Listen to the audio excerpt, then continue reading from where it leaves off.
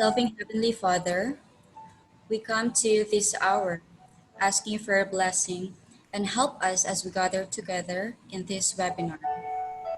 We pray for your guidance in the matters at hand and ask that you would clearly show us how to conduct our work in online distance learning with a spirit of joy and enthusiasm, despite this new normal.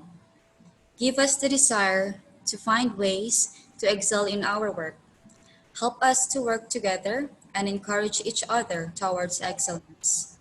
We ask that we motivate and inspire each other on what we share today to reach higher and farther to the best we can be, even amidst these challenging times.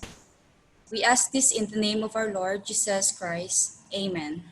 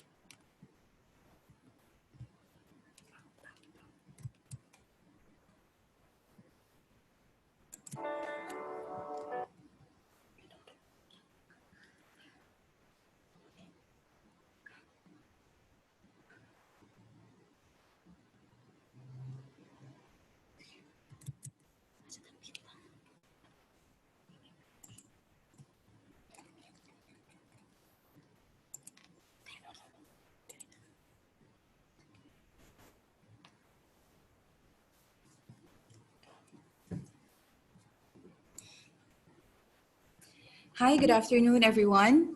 Welcome to our second session of our series of webinars. So for this afternoon, we will be learning about flipped learning. This is a very important pedagogical approach that is very useful for us in online distance learning. By the way, I'm your moderator for the afternoon, Alfie Curacelo. I am from the Office of Soul of Silliman University. So for this afternoon, we have two speakers. We will hear the experiences in the perspective of a teacher, a professor, and also in the perspective of the student. Without further ado, I will give the floor to Dr. Dave E. Marshall to welcome everyone and to introduce our first speaker. Hello, everyone. It's nice to see common friends here, and I noticed this. Some of the participants are who attended also the last week webinar of the Dr. Mariano Lau webinar series on online teaching and learning. As we all know, among the many effective strategies in technology-assisted teaching and learning is flipped learning. Flipped learning, or other literature call this as inverted learning, is one of the many pedagogical approach that inverts the traditional method of the learning, of the teaching, leading learning, instead handling responsibility over to the student. This is a student-centered or learner-centered approach that involves students being active in and accountable for their development. Welcome to the webinar of the Silliman University Dr. Lau webinar series on online teaching and learning.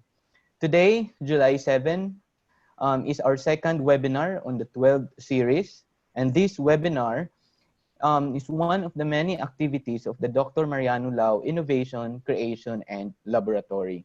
Specifically, the webinar is part of the SU Dr. Lau Free Computer Education Program. The webinar is designed to equip teachers the necessary skills in online teaching. It will highlight the principles and classroom experiences related to online teaching and learning. Last week, we had our opening salvo with our keynote speaker who discussed the general principles and guidelines on online distance teaching and learning. Today, we invited two speakers to share with us their experiences in flipped learning. Our first speaker will share her experiences in online facilitation, and it will be followed by a sharing of a student who had a first-hand experience in full online distance learning. And I am excited to learn and get more tips from our speakers, and of course, at the same time, very excited sharing from our students. Welcome and have a great day.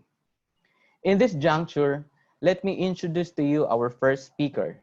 Our first speaker is an online distance teacher for almost 2 decades already. She is a senior lecturer and affiliate faculty of the University of the Philippines Open University. She is the director of the organizational culture and learning of UpUp Technologies in January 2018 up to January 2020, where she managed and headed the various special events organized by the company.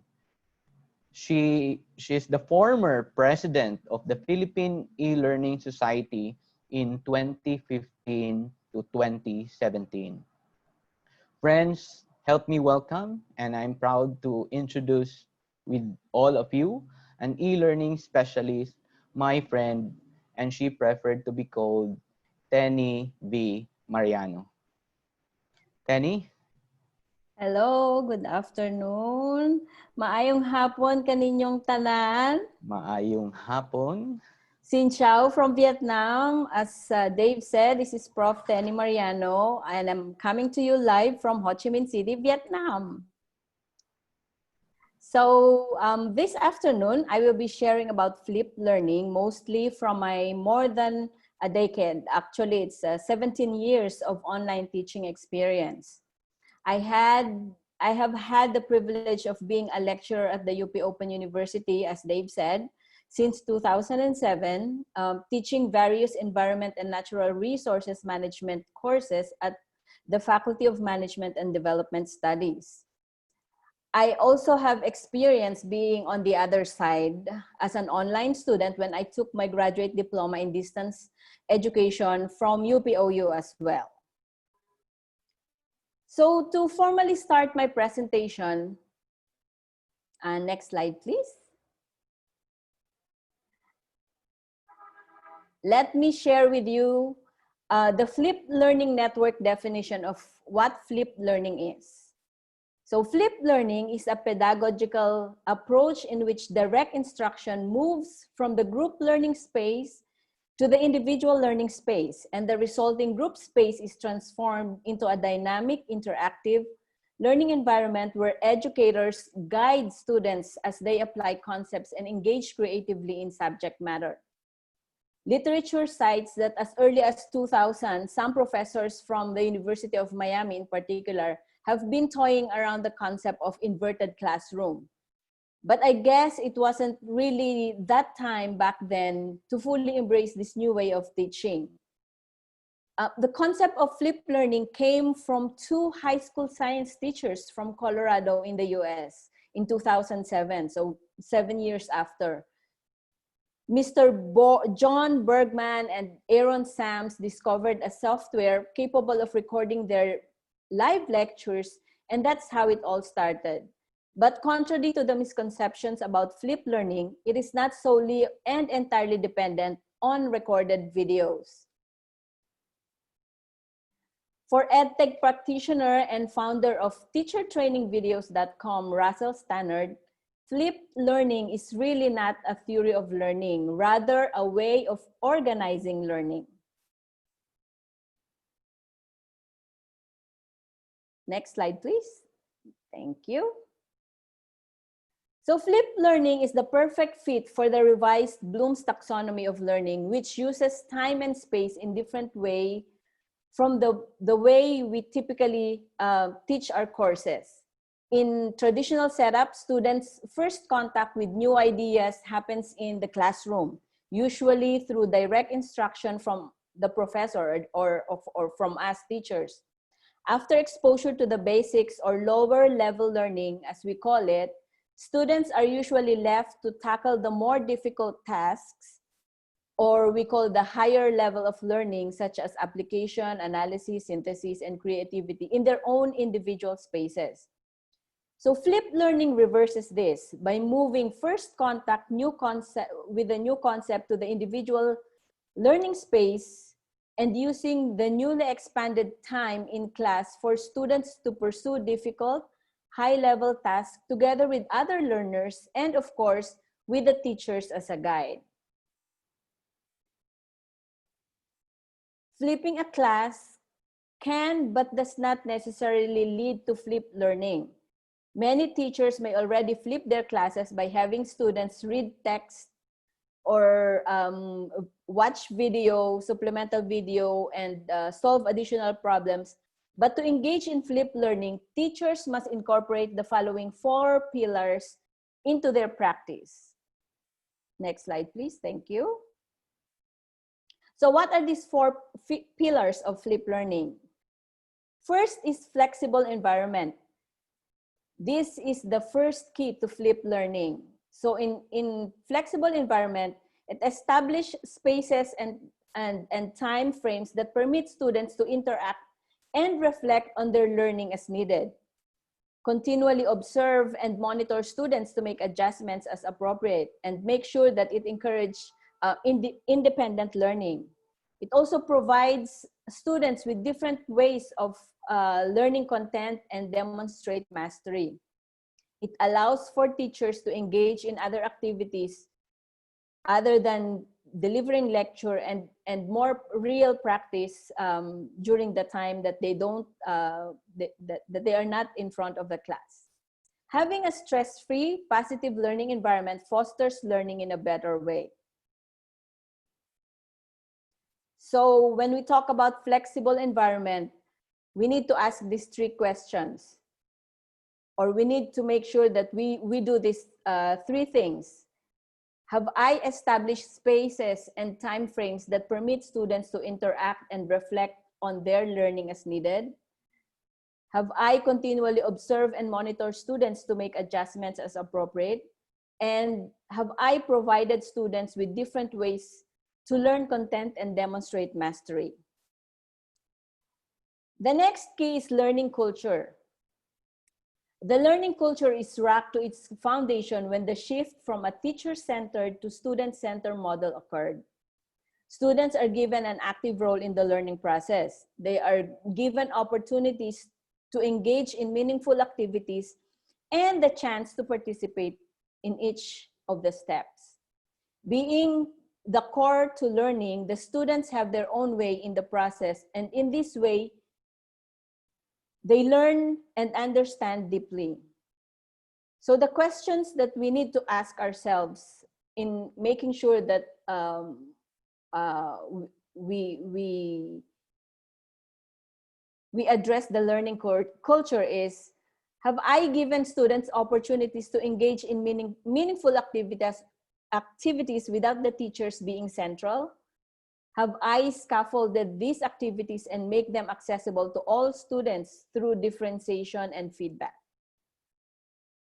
The third concept is intentional content. Educators use intentional content to maximize classroom time in order to adapt various methods of instruction, such as active learning strategies, peer instruction, problem-based learning, or mastery, depending on the subject matter or the topic that you are discussing at the moment. Deciding on the content and planning the learning process, the contact time with students is maximized, and much time could be dedicated to strategies and interactions. That's for the teachers. So our question to ourselves is, have I prioritized concepts used in direct instruction for learners to access on their own? Have I created or curated relevant content for my students? And have I differentiated to make content accessible and relevant to my students? The last key is professional educator. Teachers are still a key factor in flipped learning, contrary to the misconception that teachers lose their control in class in flipped classroom. It's actually not true. Deciding on the content, adapting the materials, choosing the strategies, maximizing classroom interaction time, and in short, flipping the classroom are still the roles of the teacher. Nobody else can do it for you. But flipped learning fundamentally changes the teacher's role. So it does not replace teacher, but it changes the role of teachers. Teachers in a flipped classroom are not just disseminating information, rather they are adding value by taking students to the upper reaches of the Bloom's taxonomy, as we seen it earlier in one of the slides. The teacher's role changes to that of a facilitator of learning through observing and monitoring areas in which students may need help with, providing students with different ways to engage with the content and demonstrate mastery, giving students opportunities to actively participate in meaningful learning activities, scaffolding these activities and making them accessible to all students, also providing helpful feedbacks and conducting ongoing formative assessments. So the questions we need to ask ourselves: did I make myself available to students for individual or small group and class feedback in real time as needed? Have I conducted ongoing formative assessment during class time through observation and by recording data to inform future instruction? Have I collaborated and reflected with other educators and take responsibility for transforming my practice? So before I share my personal experience on flipped learning, let me briefly touch on our learners. Next slide, please. Next slide. There you go. Thank you. So one interesting observation, and probably something we can think about, is the fact that our learners might be more ready to embrace this new modality. Your current students are from the instant generation, or the Generation Z, who are most likely born with a gadget on hand. They are the generation who does not need to read manuals in order to manipulate devices, navigate on apps, and other tech tools. Their learning style is that of a multimodal, meaning they learn through various ways and means, using most, if not all, of their senses. They do not have an issue on multitasking. Research shows that the average Gen Setter multitasks across 5 or more different devices.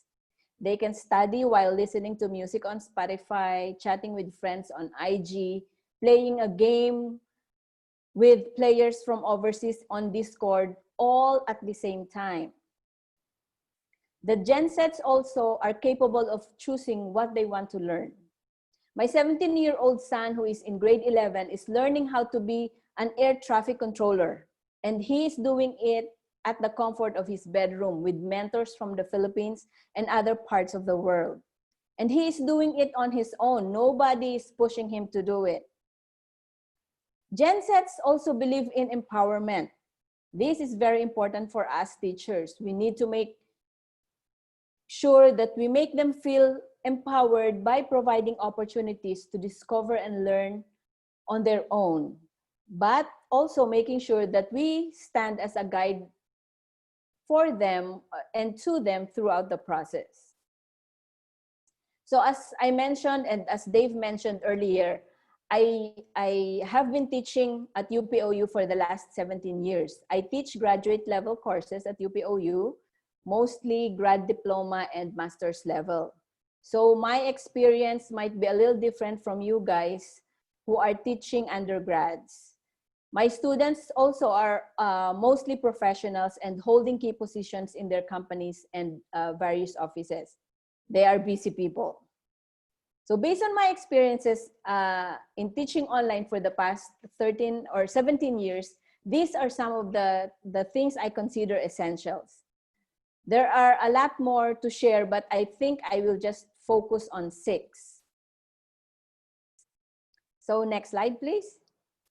So that's my some of my students during our graduation 2 years ago.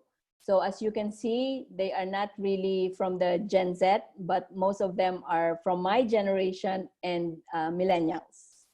But I don't think it doesn't make a difference. Next slide, please.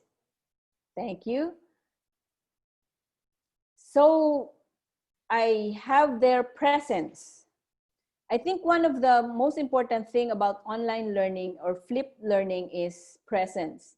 This is probably the most important aspect. For me, it's the most important aspect of online teaching. Since we do not see our students face-to-face on a daily basis, unlike the traditional classroom setup, it is important that they will still feel our presence. And come with presence is communication. Communicate. We have no excuse not to reach out to our students since we are surrounded by so many ways of communicating. We have text messaging, we have emails, we have social media.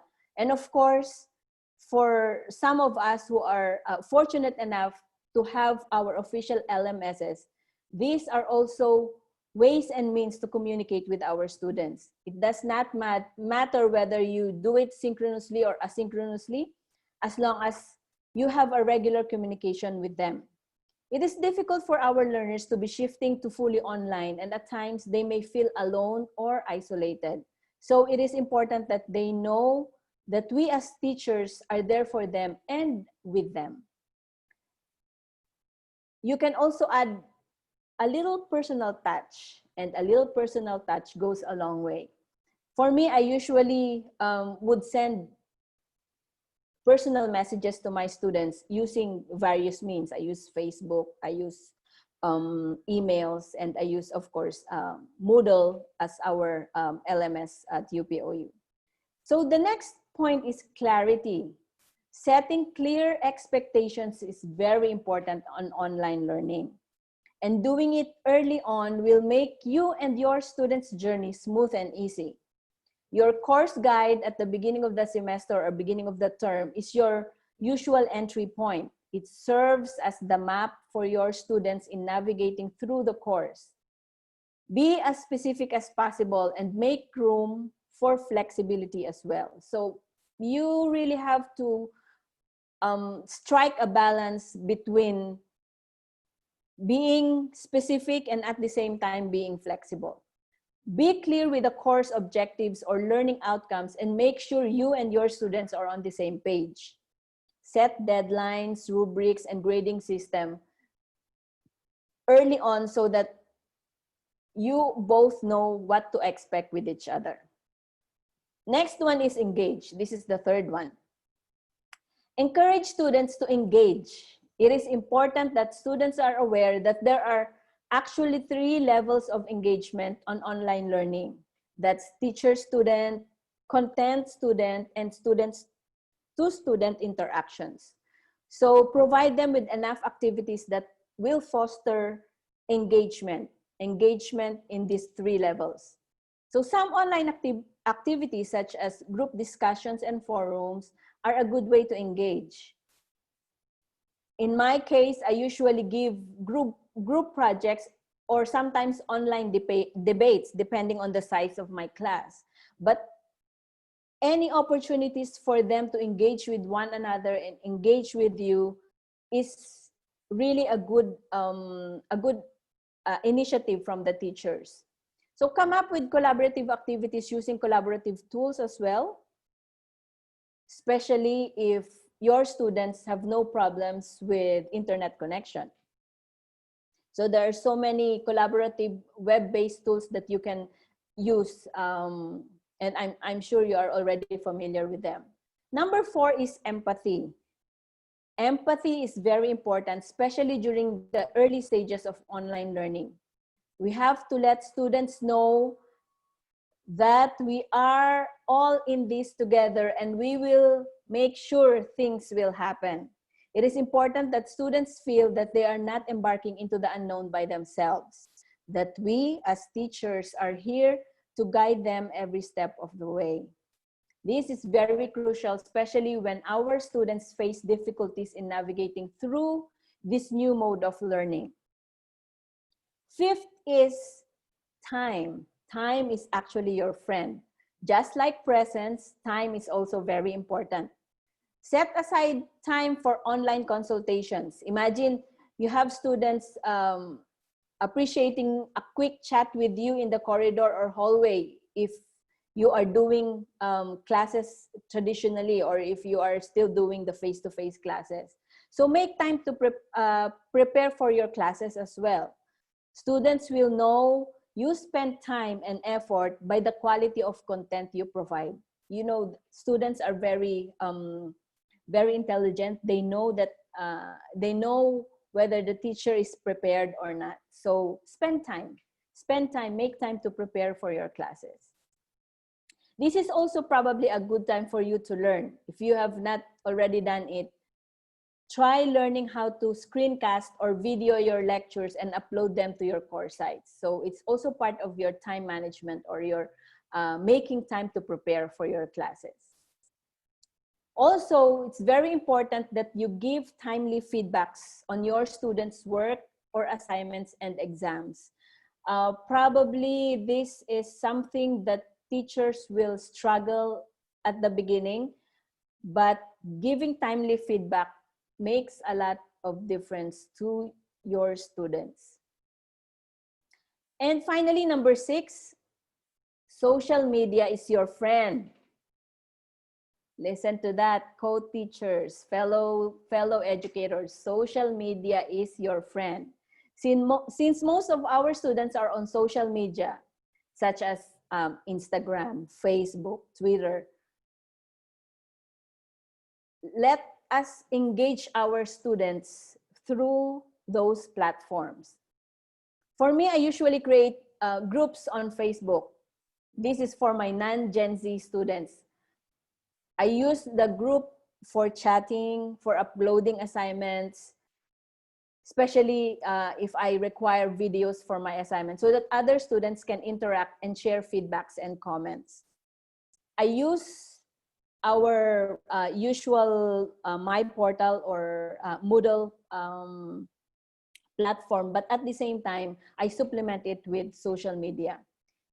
So since your students are mostly on social media anyway, chances are when you communicate with them through social media, you will likely get a response. Okay, next slide, please. All right, so before I go to the tips and reminders, let me mention some of the challenges that I've experienced through online teaching. So sometimes there will be students who are missing in actions. Again, communication is the key.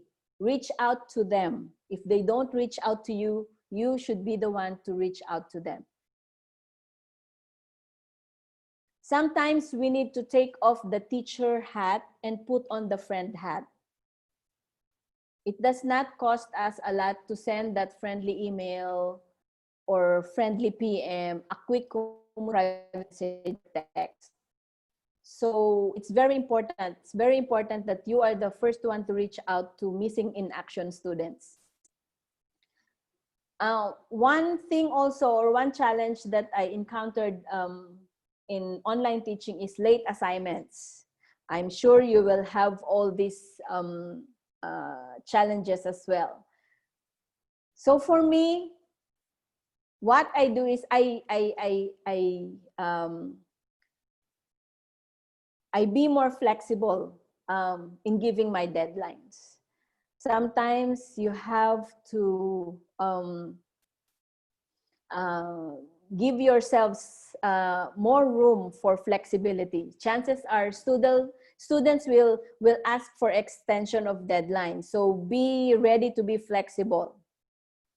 And of course, there are also some unforeseen circumstances that your students might get into.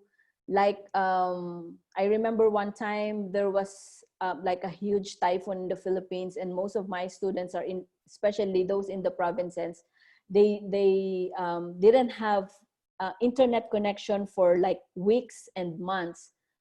Sometimes there are unforeseen death in the family, or sickness, or other personal concerns that might hinder your students in accomplishing their school requirements. Be flexible. you can always reset deadlines for your students. Another challenge is resources. I am sure most of you have already have your contents or resources ready, especially if you have been teaching face-to-face.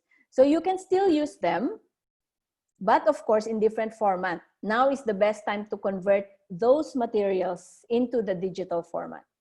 Finding new and additional resources for your classes could also be a challenge. There are so many resources on the internet. I usually refer to OERs or open educational resources. Just make sure that the resources that you will be using, especially if you are getting it from the internet, are reliable sources, and also you won't have any problems with copyright issues. How do you organize your resources?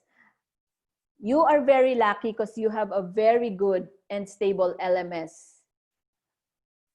So use that for your content. Use it as a repository for your content. Utilize them to the max. There are also numerous online repositories that you can use if you want to save them or you want to have a backup. You can use Google Drive, you can use Dropbox, you can use Box. There are so many cloud storage that you can utilize, and most of them are free.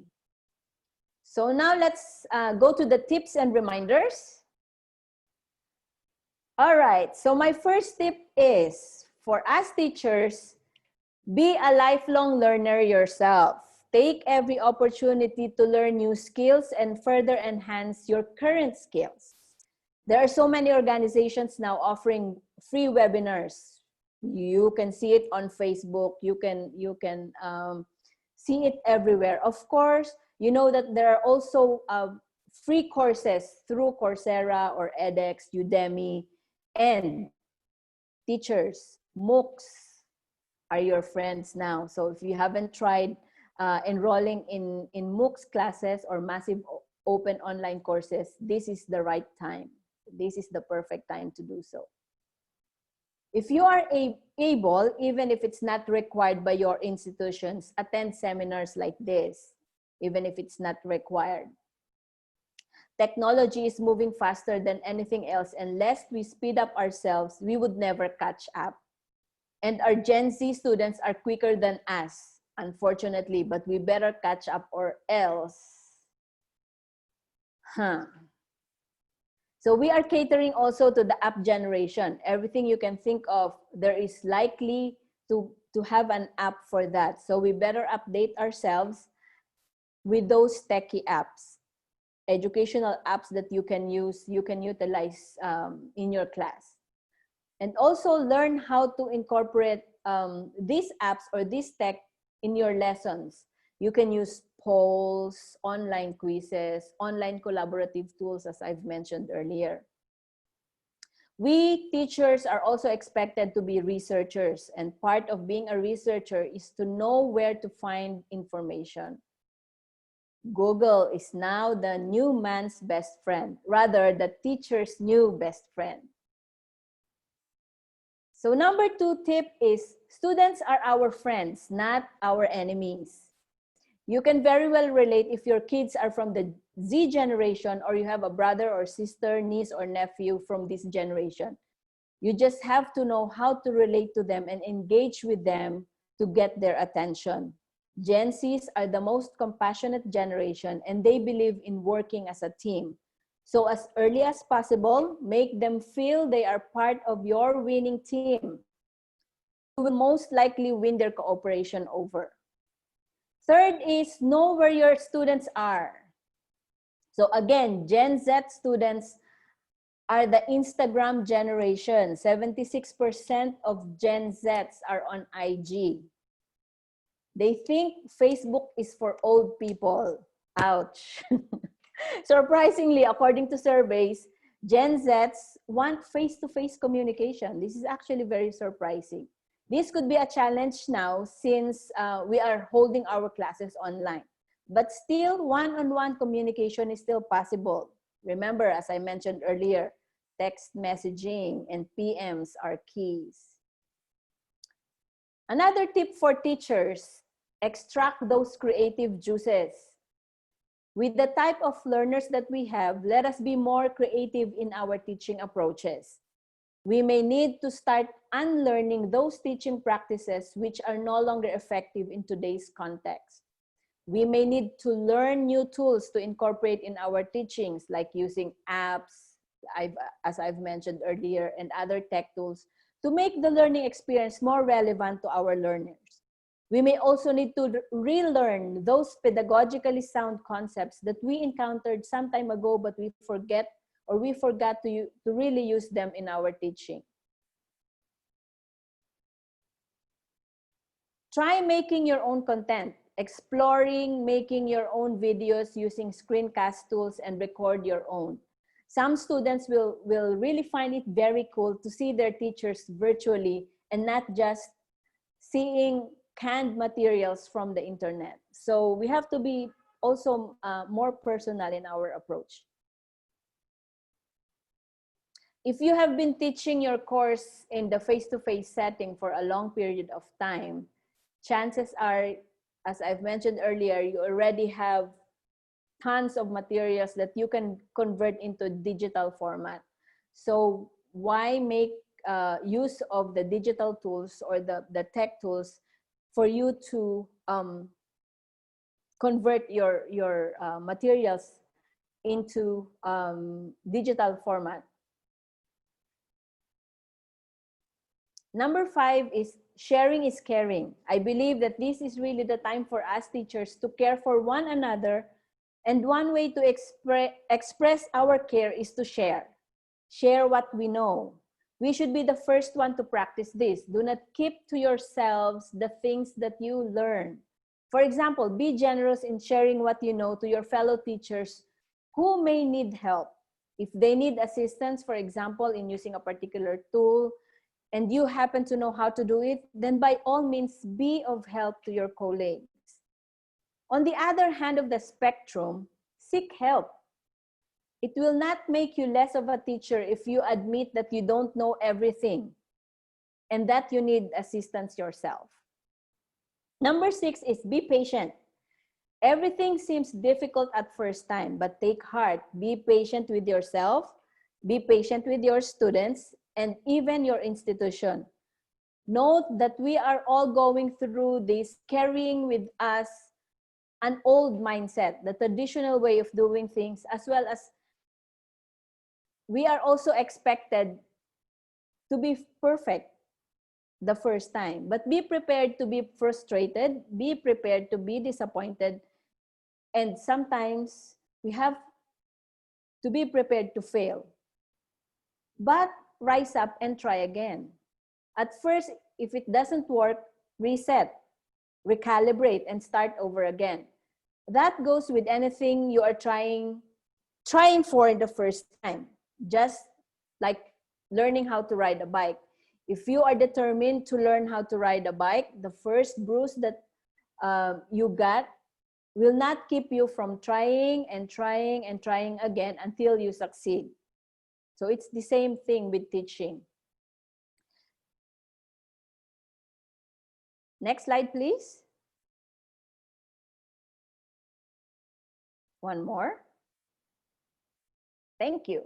I hope that you get something out of what I shared today. If only I can leave one take-home message today, that is be patient. Be patient with your students, be patient with your institution, and most importantly, be patient with yourself. There are things we cannot control, but how we react to things around us is our own choice. Thank you very much and God bless. Again, good afternoon from Ho Chi Minh City, Vietnam.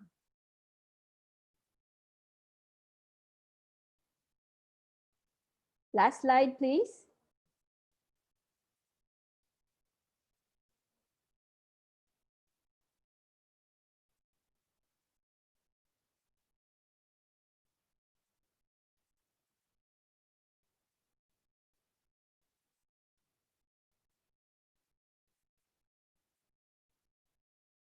There you go. Thank you very much.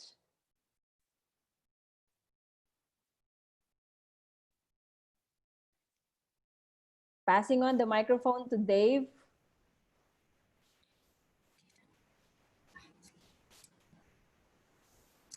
Okay, so thank you, Ma'am Penny. That was a very meaningful and full-packed sharing of experience. Now, I hope everyone from our participants have really gained a lot of information and at least something that we could also apply as we go through our journey with online distance learning.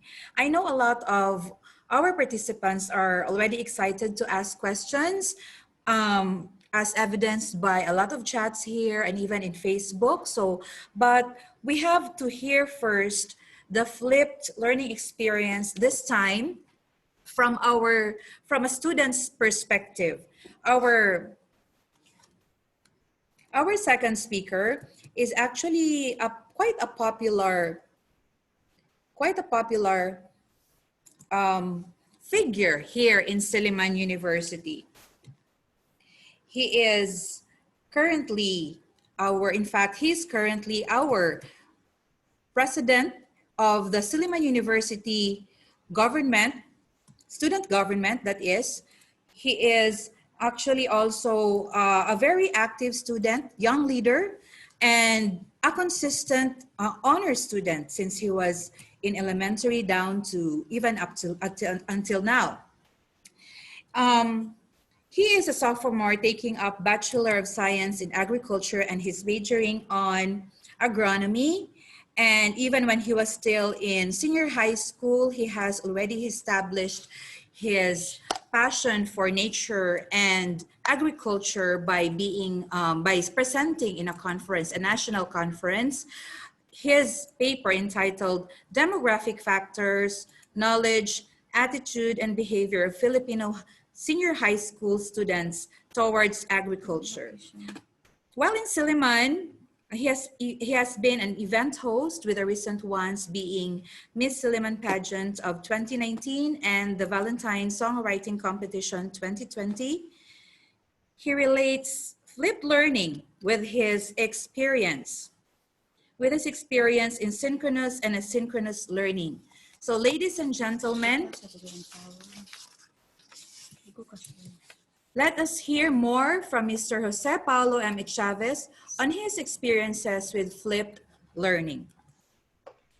Hello, so good afternoon, teachers, parents. It is quite an honor to be invited today to speak and of course to share what I have to share with everyone. It is quite an overwhelming audience considering how everyone is in their professions and I am a student, but I really appreciate you sharing your time and of course your ears to me.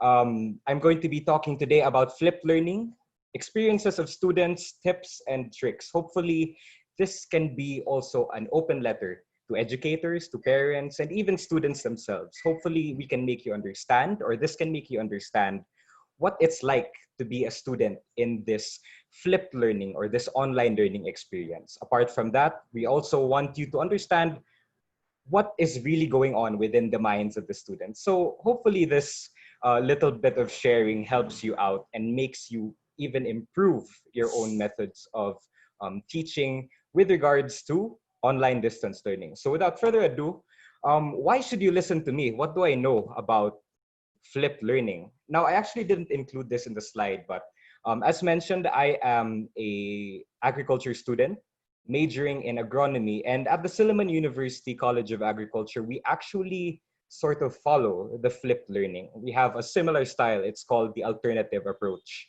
The alternative approach is quite daunting at first.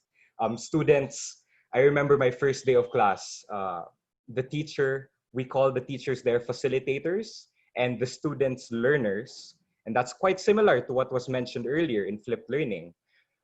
The students were asked by the facilitators, why are you here? That was literally the first question I encountered in the Silliman University College of Agriculture. And it opened a lot of questions, further questions. What did I get myself into? What is this type of learning or teaching? So it eventually led to a series of experiences wherein the student learned according to his or her own pace. It was very student centric, to the sense that every day would start with, what would you want to learn today? And we would be toured around the farm, exploring different herbs, grasses, animals, and identifying their scientific names. It was a very exhilarating experience. But of course, that was flipped learning in the physical sense. What about the online sense? Now, in these series of slides, I'm going to share to you my experiences with regards to flipped learning. I experienced this through the summer classes I had in 2020, Silliman University summer classes. And of course, there was a very significant shift in the teaching style, because we had to adjust from classroom-based learning to online-based learning. Now, what is the difference, or what happens? There were a lot of PowerPoint presentation. There was a lot. We had to download these. These were often pre-recorded, or if not, they were shown online. It's totally different from a classroom perspective. And sometimes it can get quite daunting, because that would be coupled with PDFs, YouTube videos, and other sources of information that was used to be the medium of education, or the teaching styles of the different teachers. And these were all given to us. Yeah, we had to digest all the different information, and it would culminate. The online classes would culminate in a sharing, which would happen in these two very familiar logos. I assume you're familiar with the first one on the left, that's Zoom, and on the right, that's Google Meet. Some educators may have their own learning platforms or modules like Moodle, Big Blue Button, and here in Silliman University, we're using Big Blue Button, but more or less, these are the platforms used to engage with the different students. Once they were presented with the PDFs, YouTube links, and the PowerPoints, and all the information, the students must then share in these online platforms, Google Meet, Zoom, or whatever type of sharing is involved. Now, I want to present this. This is quite a very Gen Z thing that we have. We tend to take in a lot of memes, but to my esteemed educators, this is an open letter. I hope you take this with a grain of salt. A lot of people are complaining, or they have noticed that teachers in normal classes tell their students to stop talking. There must be no noise, they must listen. But now the teachers are begging the students to say something. And that's more or less reminiscent of the future of education. Is that the new normal we have to take in? Is that really where we're heading towards? But before we generalize the situation according to that perspective, we have to understand that students may be having difficulties in online classes. Perhaps they don't want to share, or they have difficulty in sharing. And these next series of slides are going to be showing you why the students are having a hard time adjusting to online distance learning, or the flipped learning, right?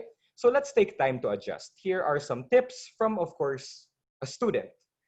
And hopefully the teachers and parents can understand what it's like even better. Now, maybe the students don't want to share because they don't want to read, or they don't understand, or they don't know what to share.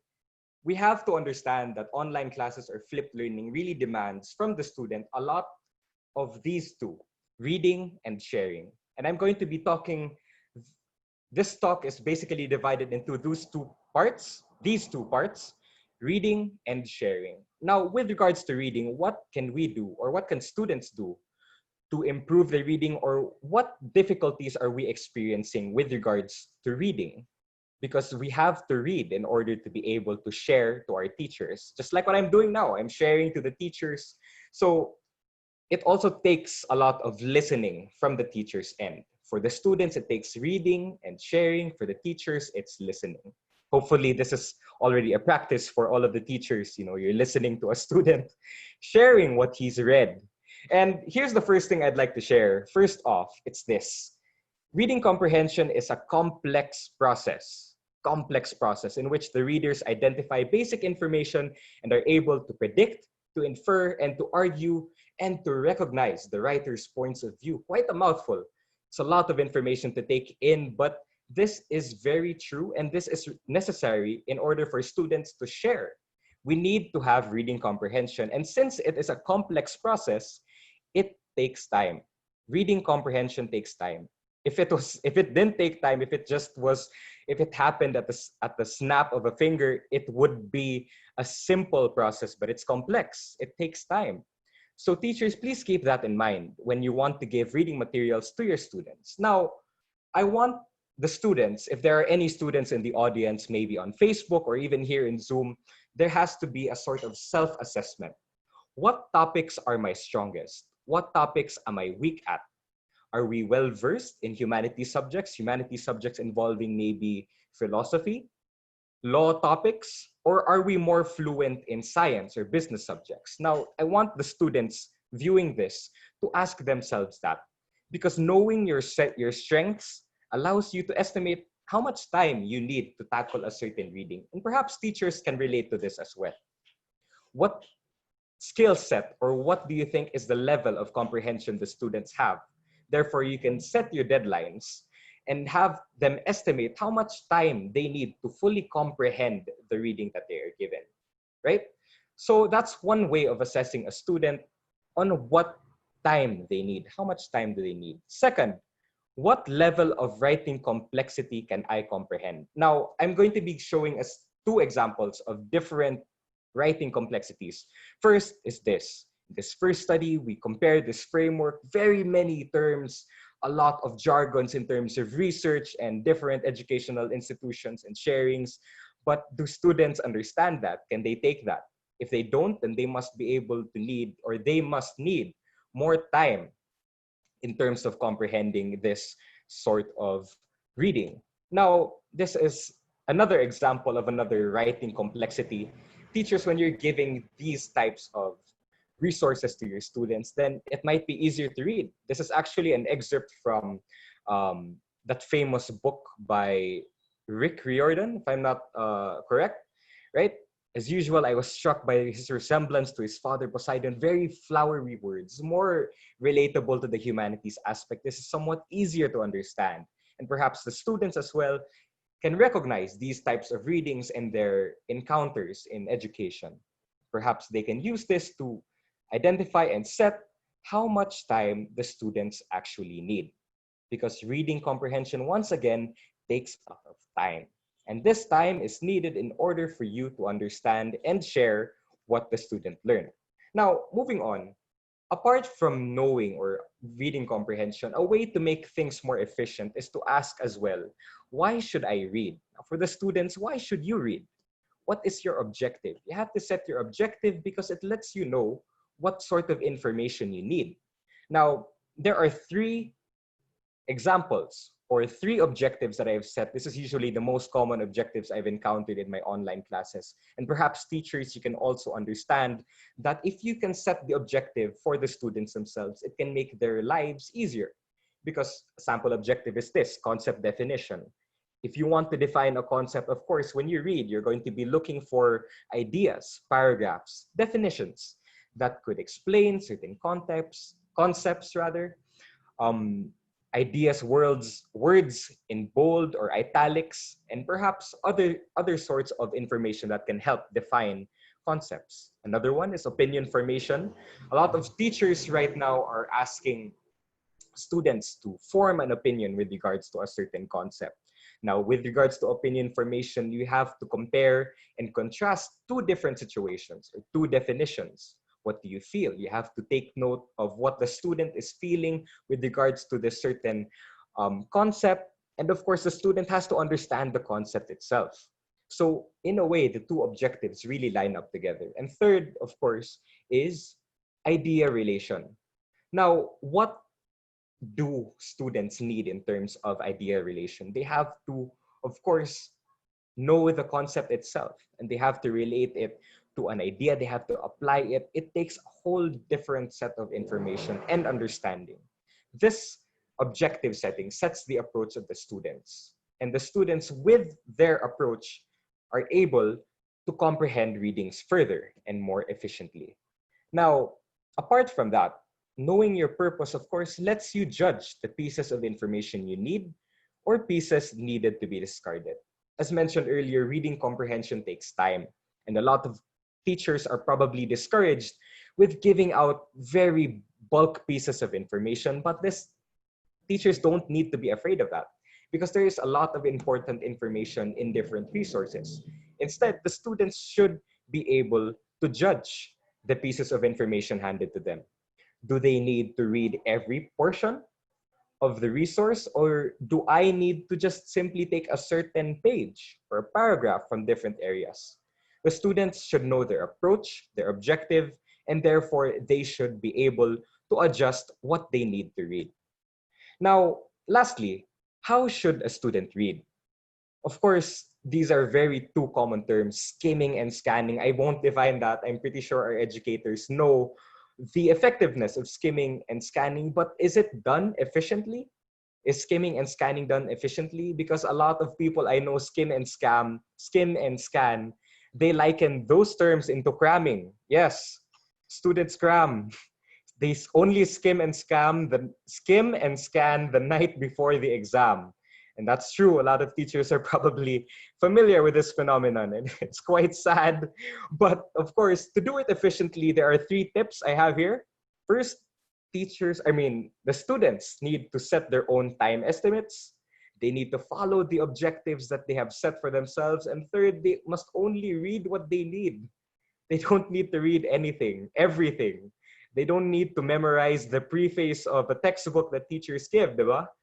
And the teachers can also help out by understanding, oh, okay, I can make the students read these portions, or I can give them these objectives to follow so that they'll be able to make or be efficient in their time in online distance learning. So I have encountered a very surprising study, a very informal study between different students from the Visayas area. These students have talked amongst themselves, engaged in Twitter and Facebook understandings, comments, shares, and posts. And I am sharing this very important information to all the teachers. It is a syndrome, or it is a phenomenon called WKK. WKK, what is WKK? It is Wako Kasabot. For the for the Bisaya speakers, of course, you understand this. I don't understand. Wako kasabot. I don't understand. In Filipino, hindi ko gets. That was an inaccurate translation. Hindi ko maintindihan. Yes, some students, even though they take the time, even though they follow the objectives, dili gyapon sila kasabot. They don't understand what they're reading. So here are some tips for the students. Of course, to all the viewers, I hope you are listening. First, we have to check out other sources. The resources that the teacher has given is not limited, or you don't have to limit yourselves to that. You have to keep in mind that there are other authors also for the same topic. I mean, if we look at different topics now, there are many different sources of information regarding that same topic. There are multiple sources on one topic, and another author's work may be easier to comprehend. Now, for those in Christian or Catholic institutions, I bet you're familiar with the King James Version of the Bible. It's quite difficult to understand, but it has the same content with the New International Version of the Bible. See, other authors can say things easier.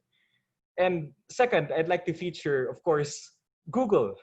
Google is a college student's best friend. Now, being in college, I am so thankful for the most powerful search engine out there.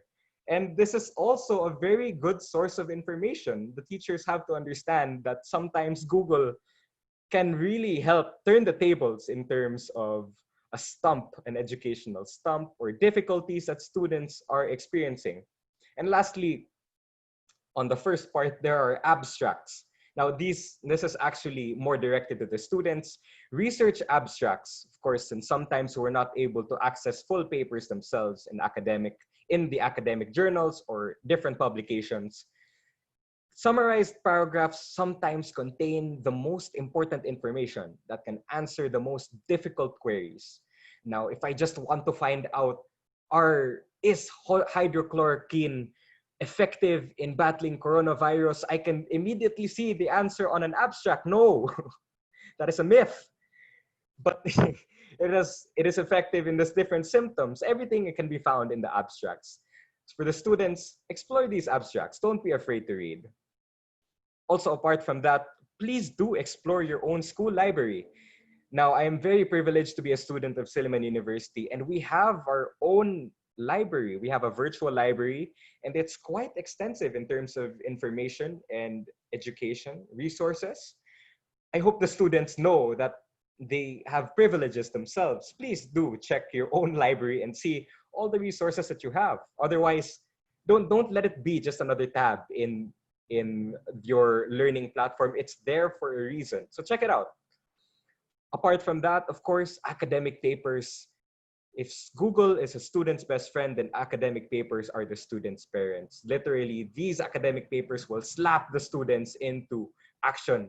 These will give you the know-hows, what to do, where to go. And teachers, I encourage you to encourage your students to read in academic papers. And as facilitators, it is you have to help the students out in understanding that, okay, they need to read these different academic papers. It's quite daunting to read, but they are very, very important sources of information. Students as well, please do remember that academic papers are very good sources of information and welcome them. You know, you don't have to be, they don't have to be your friends, but they're your parents for a reason. You have to listen to them one way or another because they are science, and science is what we should take note of with regards to sharing. And lastly, this is Google's cousin, which is YouTube. It contains many educational channels, different how-tos. You know, I bet a lot of teachers heard of Khan Academy. Some of the videos have comments that state that, you know, this video teaches better than my teacher. That shouldn't be the case. It's a challenge to every educator here. Of course, YouTube also contains important information such as how to dry age a steak. Yes, YouTube is very random. How to make a beat in under a minute, that's YouTube for you, but it is a source of education. And a lot of teachers are actually using that in their learning platforms now. YouTube links that have various educational information is sometimes essential in helping the students understand certain topics. Now, here's another source of information I would like to show to everyone. It's a very friendly comic. Can you help me with this? Here, done. Of course, it shows two people in a relationship, yes. And to the students, pangayog tabang sa inyong uyab. Ask help from your friends. No, not just relationships. Take advantage of the other students around you. If they understand the topic, ask help from them. You don't need to be limited to exploring this educational journey on your own. To the students, ask help from your friends. If they understand the topic, then go talk to them. And maybe you can find a relationship in the process as well. So that brings us to the next part of this sharing. Now, the first part was focused on the reading aspect of the student's educational life. The academic aspect really involves a lot of reading. And now this part is sharing. But I want you to notice, teachers, that, diba? It's a very creative play of images, right? I inverted reading and sharing. this is actually a free PowerPoint slide from Slides Carnival. And one of the reasons I'm doing this is because it is quite important to maintain the aesthetic appeal. This is not included in the slides, but it is very important to remain interesting throughout your whole discussion. I realized that you have been with us for around an hour or more. So yes, we have to keep the entertainment going so that people have to stay listening. Thank you very much, by the way, for sharing your time. But here are some tips to the students and also, of course, the teachers. This goes out to all the people who are engaging in online communication and online relationships. Yes, spoiler alert. I'm going to be talking about how to keep online relationships. But first of all, I would like to inform everyone that online communication is severely limited. Severely limited to only two: typing and speaking. Yes, unfortunately, we are blessed to have speaking included, but this communication process of ours is just limited to these two. You can't tell, you can't do any nonverbal, um, you are limited in your nonverbal communication platforms or mediums. You have to type, you have to speak. So with regards to that, how can we maximize these two forms of communication? First of all, this is a very common principle, and this has been taught to me by an English teacher I had in senior high school. Write and speak according to the principle of threes. Now, in order to keep the entertainment going as well, I am quite interested in music theory. So here's an analogy for everyone. Um, these are major chords: C major, D flat major, and D major. And these all have highlighted keys. If you notice, these are three different highlighted keys. These are called chord tones. These chord tones really emphasize, or these are the most essential portions of the chord itself. Without these three tones, or with one lacking tone, the chord is not itself. C major is not just E and G. C major has to be C, E, and G in itself. So when we write and speak according to these principle of threes, we have to keep in mind that our sentences, the way we talk, is also in the sense of chords. It can be music in itself. We have to establish the chord tones in the words that we say, in the sentences, in the topics that we wish to convey to the different students, and also in the topics we wish to share to our teachers. We have to remember that we have to establish what are the tones, what are the chord tones in my sentence, what is the C in my sentence, what is the E, what is the G in my sentence. Now I can go all day with this analogy, pero I'll stop there. Here are some tips to help people establish their own principles of threes. Now, three P's. Sorry, very creative, about principle of threes, P's. Anyway, we have, or students have to establish in their own communication tips, what is the purpose of their own sentence? When they say things, what do they want to establish? Do they want to make a statement? Do they want to declare an opinion? Do they want to ask a question? Therefore, with that, you can know what words you need. Second, what perspective do you want to take in terms of talking about a certain topic? What is the subject? Are you the subject? Do you say it from your own perspective? Are you trying to relay another author's perspective? Are you trying to explain a reading you found online? Perspective and finding your subject is very important.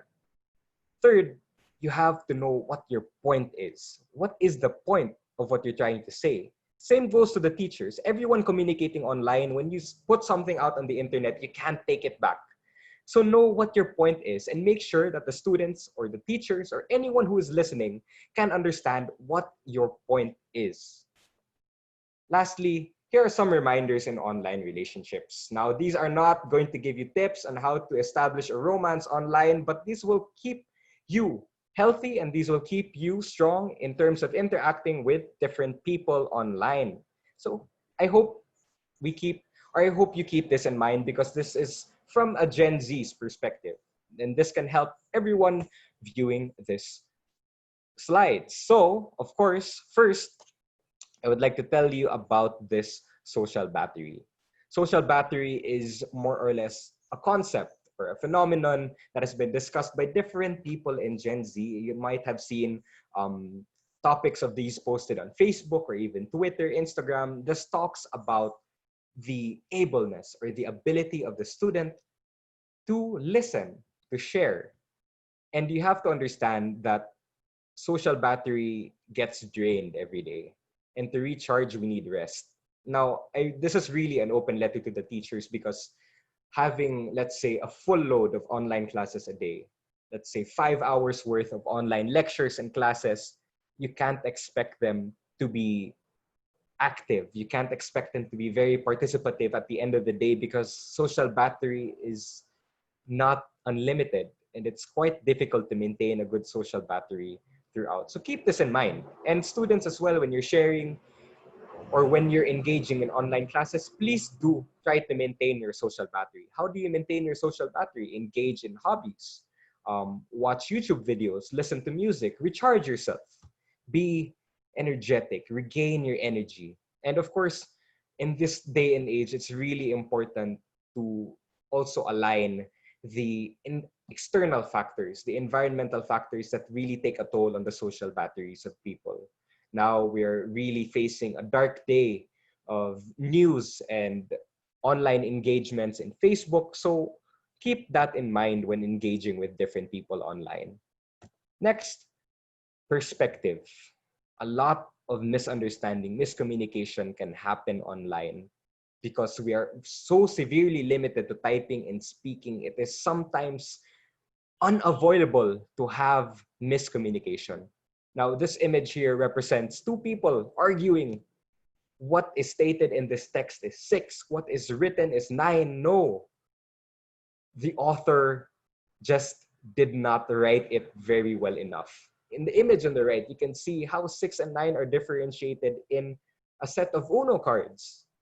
You have to make your point very clear. You have to be very clear in relaying your instructions, the things you want to share. Do not be vague.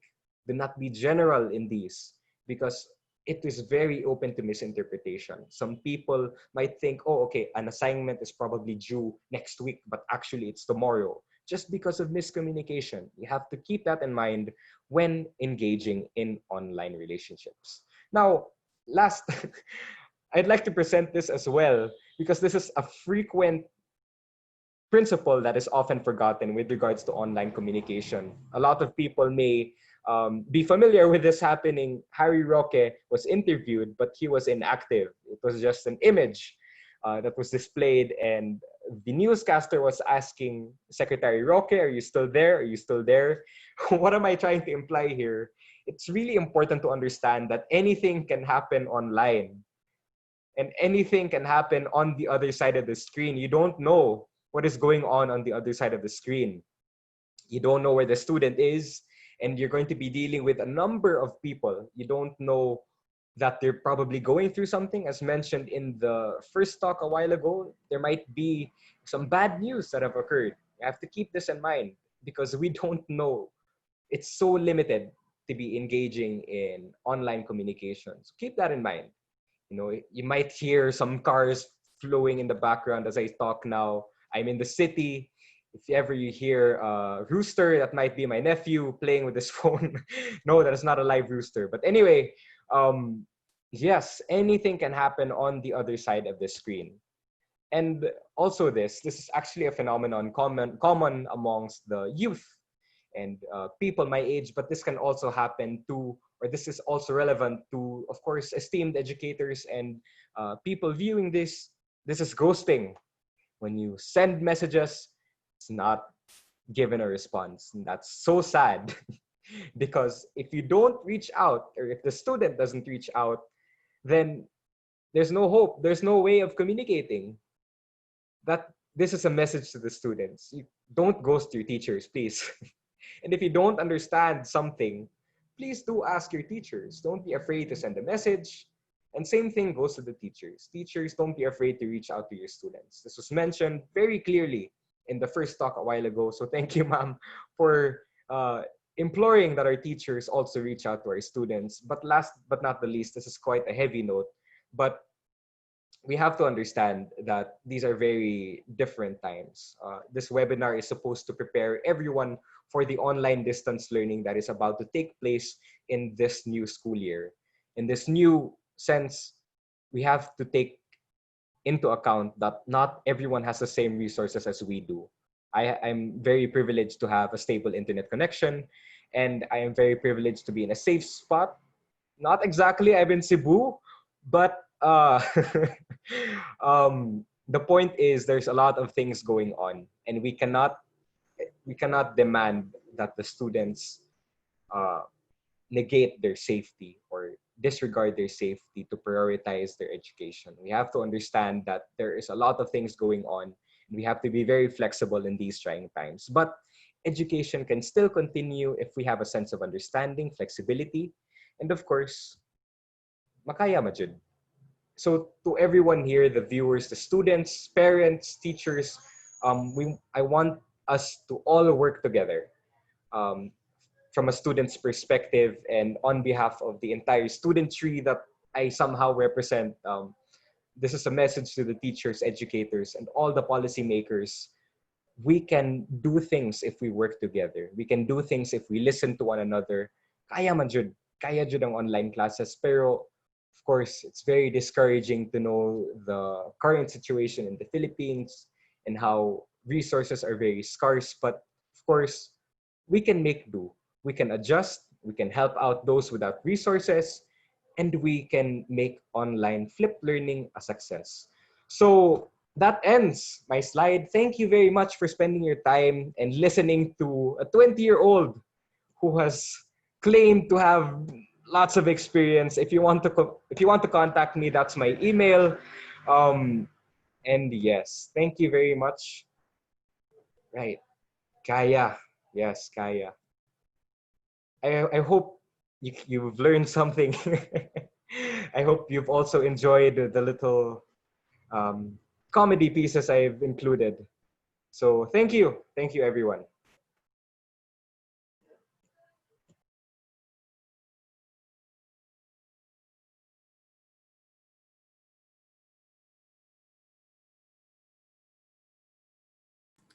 Okay, so thank you very much, no? And for hearing from both speakers, which indeed is the experience, and as we participants really gained a lot of knowledge from that. And the key is, because we've gained a lot of knowledge from their experiences, we should also act on it. We'll have to use what we have heard from our speakers. So with that said, we will proceed with our open forum, and this time our speakers are willing to answer our curiosities in various types of flipped learning, and you can forward your questions to us via the comment section in FB if you are with us in FB, or in the chat box or chat icon here in Zoom, and also in the chat box here in Zoom. So we are already gathering questions from our participants.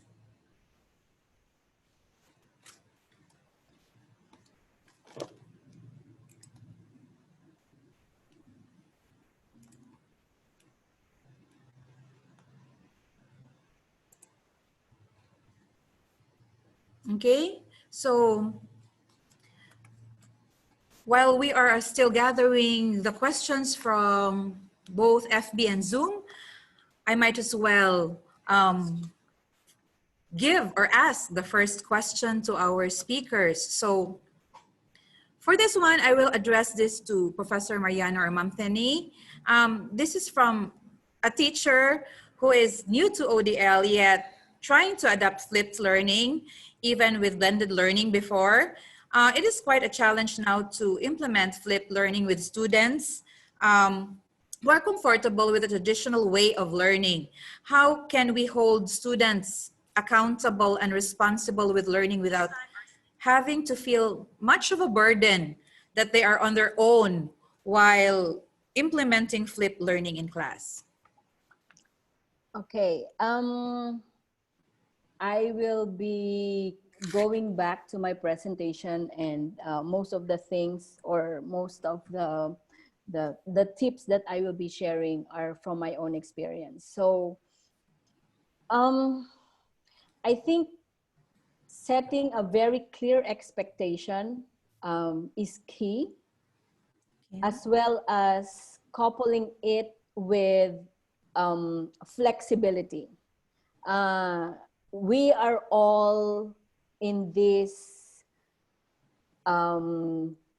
new normal, as we call it, together. So especially for you guys, because I have been teaching online. I mean, that's my that's what I'm very comfortable at, online teaching. I cannot even recall experiences in traditional teaching, but online teaching is what my experience, from where I am coming from. But yeah, setting very clear expectation, and at the same time being flexible, and knowing that we are all in this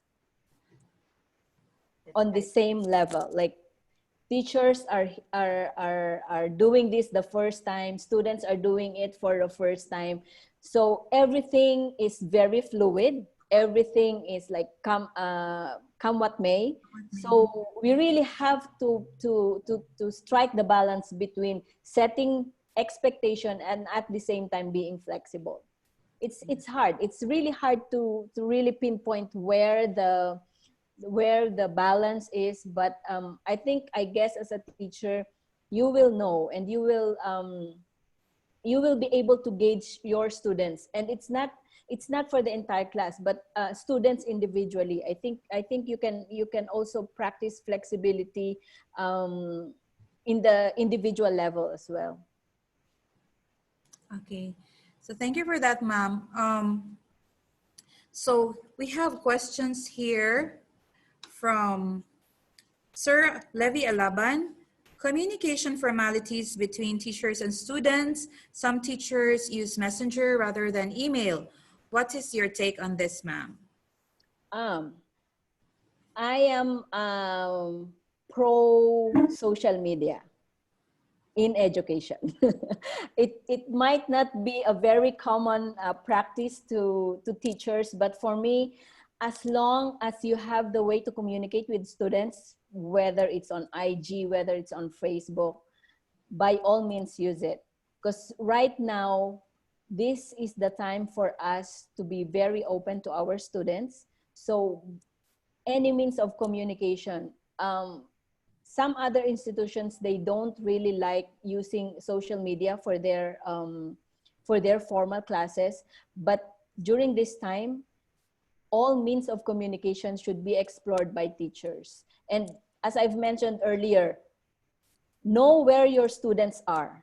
If they are on IG, if they are on Facebook, if they are on Twitter, follow them. This is also the time for you to be humble, to know where exactly your students are and to where you will meet them. So yeah, be flexible.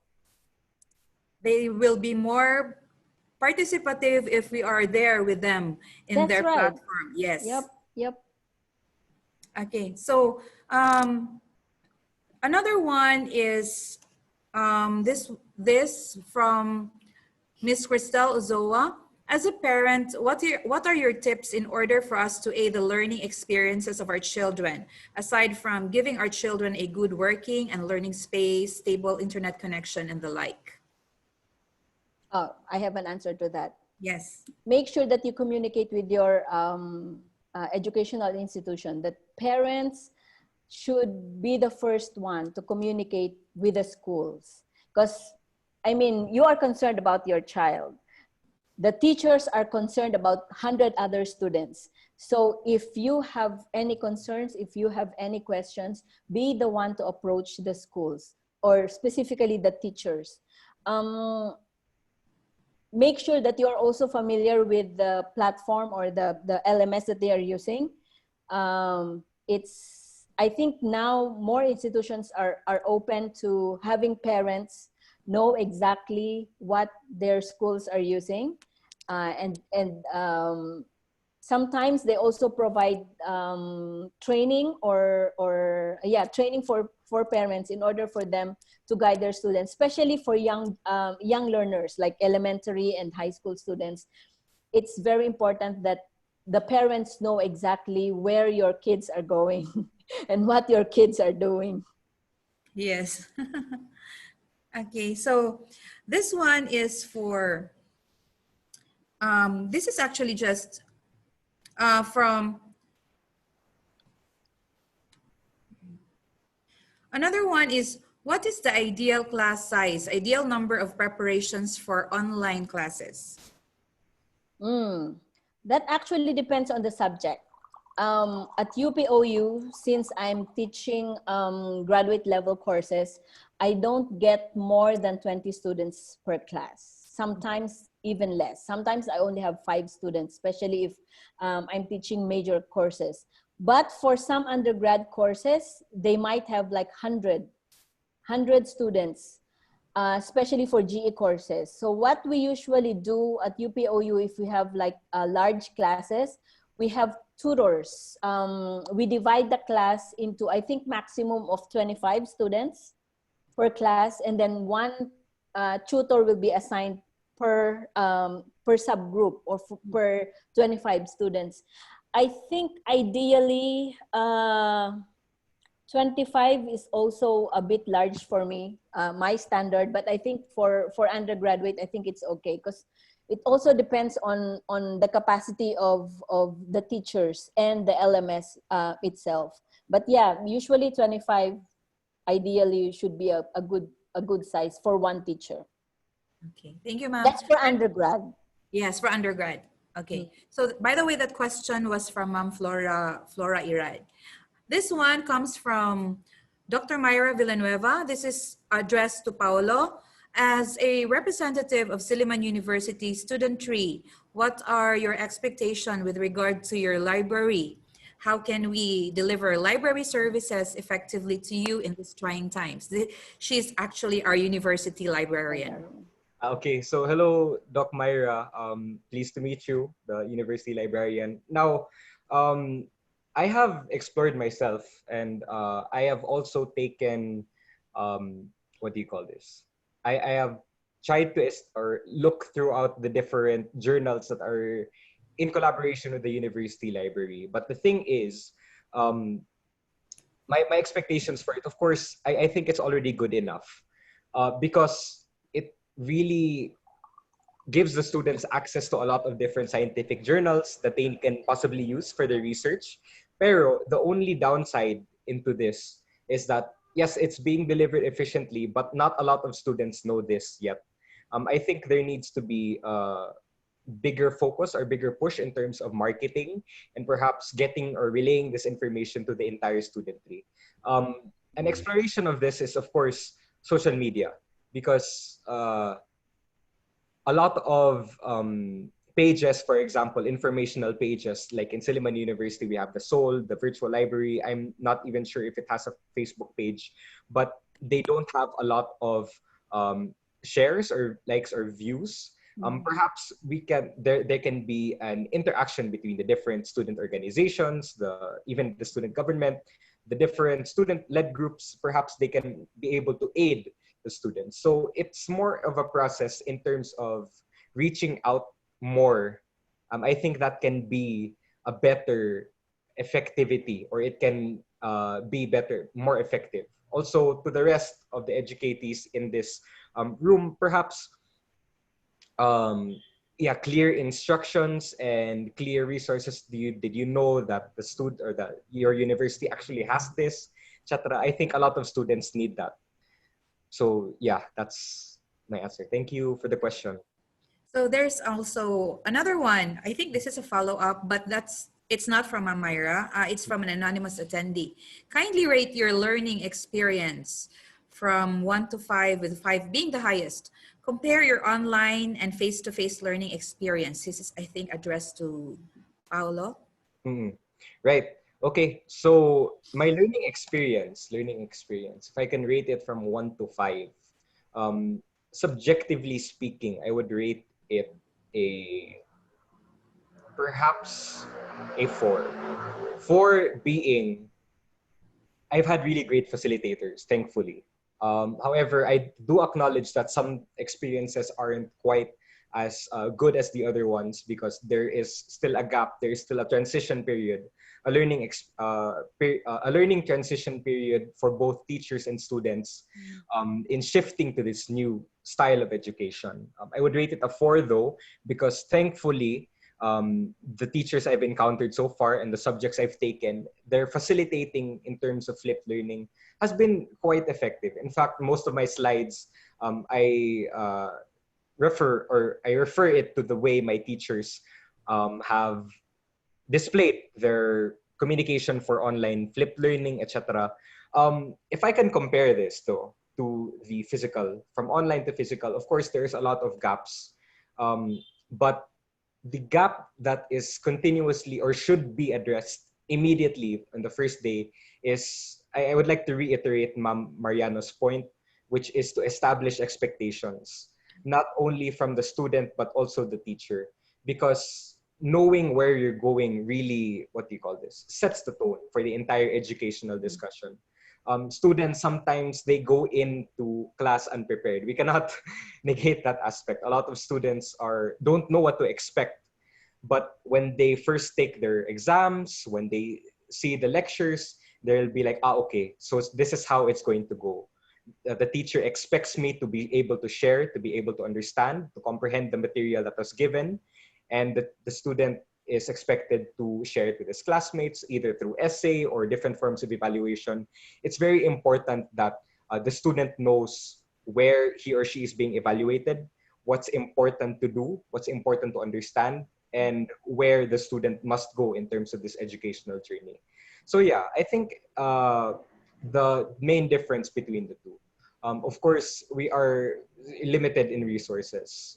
I'm very grateful. In the College of Agriculture, flipped learning can be transcended into a whole new experience with, because our tests are, what do you call this? We get live, my teacher collects live weeds and places it on the table. She picks Oh. out one, and the students are forced to apply their learnings in identifying what's the scientific name for this certain weed. And that's more or less flipped learning. We have to apply what we've learned. We have to understand the resource that we were given and exceed Maslow's needs or whatever educational needs there are. So that's the challenge. That's the difference between online and physical learning.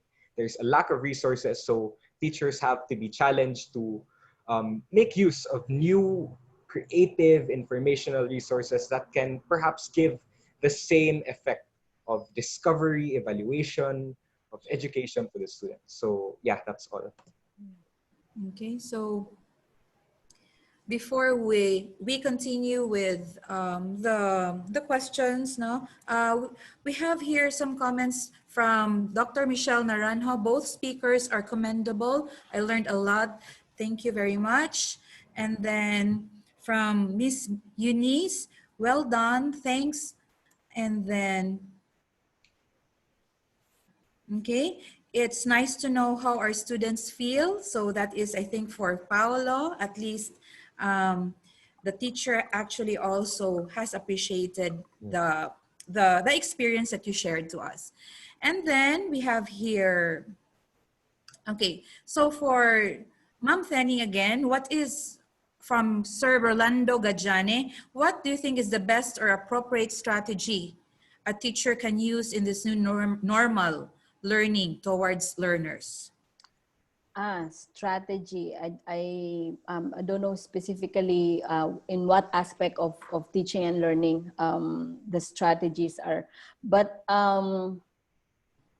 I think it's also very important that we should stop comparing the traditional learning into this new normal.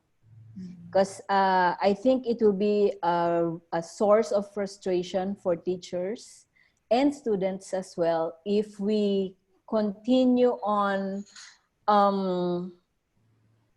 like comparing. Because reality is it will take time for us to go back to traditional learning. Diba? We should really start embracing this new normal and make use of all the resources that that we can that we have. So I think strategy wise, can you be more specific? What area of learning are you referring? But yeah, I think it's very important that we should not be looking back and trying to compare ano yung maganda doon sa traditional learning and bakit ganito sa online learning. I think we should really start embracing this new normal that we are currently at. Yeah. Yeah, I feel you, ma'am. It's like if we, instead of always hoping for the old normal to come back, it's more of it should be embracing and accepting. No, there should be acceptance already in our part so that we could Yeah. move on and be efficient educators in online distance learning. Yeah, Okay, and I so think it's also very important that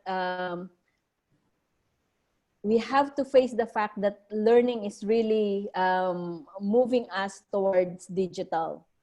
There is no stopping and there is no turning back. So as early as now, we have to really start adjusting our mindset as well. yes. Okay, so there is another one from an anonymous attendee. There are a lot of uncontrolled parameters involved in the new normal of learning, like Wi-Fi connections, computer literacy, and different learning levels of learners. I think this is applicable for both teachers and learners.